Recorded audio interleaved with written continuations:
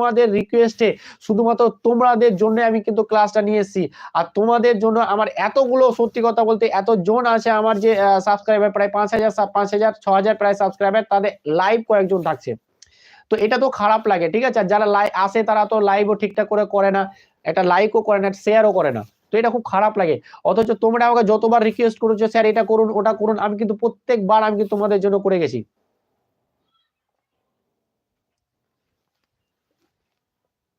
সব করাবো।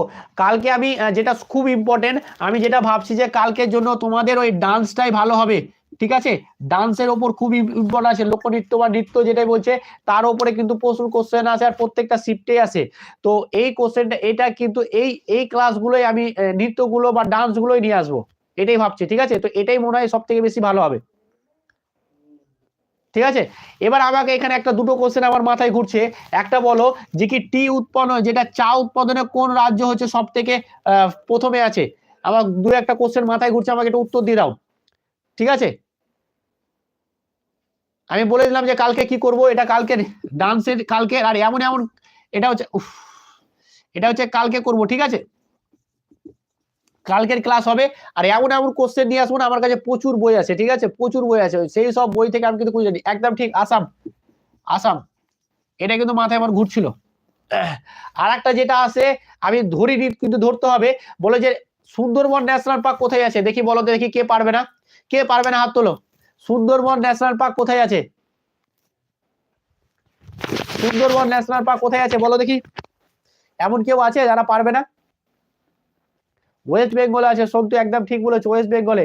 ঠিক আছে, তো ওয়েস্ট বেঙ্গলে যে কটা ন্যাশনাল পার্ক আছে সব কটা কিন্তু ভালো করে পড়ে নিবে, ওখান থেকে প্রশ্ন আসবে, ঠিক আছে?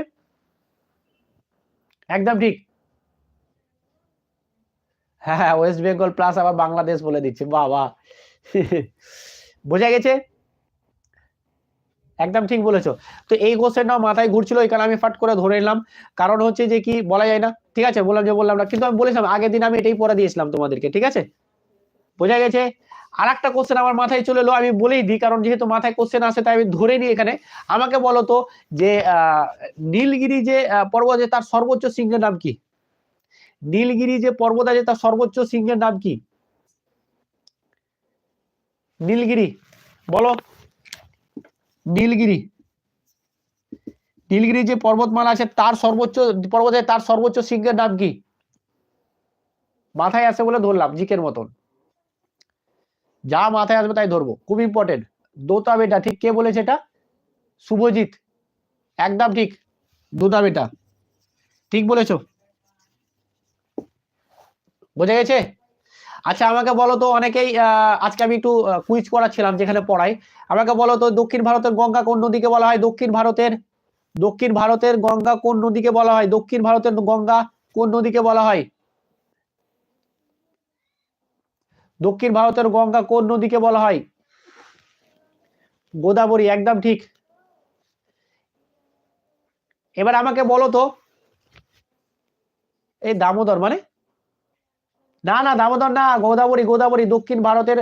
দামোদর কোথায় আছে আমাদের এইখানে, আর কোথায় আছে দক্ষিণ ভারত, ঠিক আছে? এবার একটা কোশ্চেন বলো, এই কোশ্চেনটা দেখি কে পারছে, ভালো করে চিন্তা করে শুনো।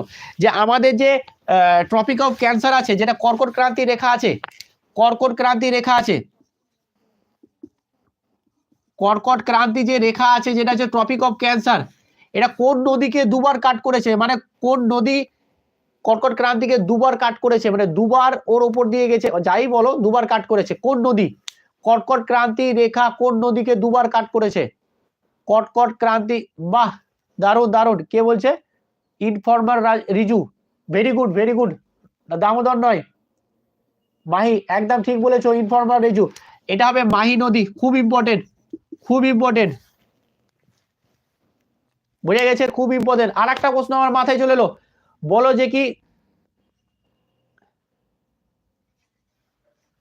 বুঝে গেছে? হ্যালো, শুনতে পাচ্ছ?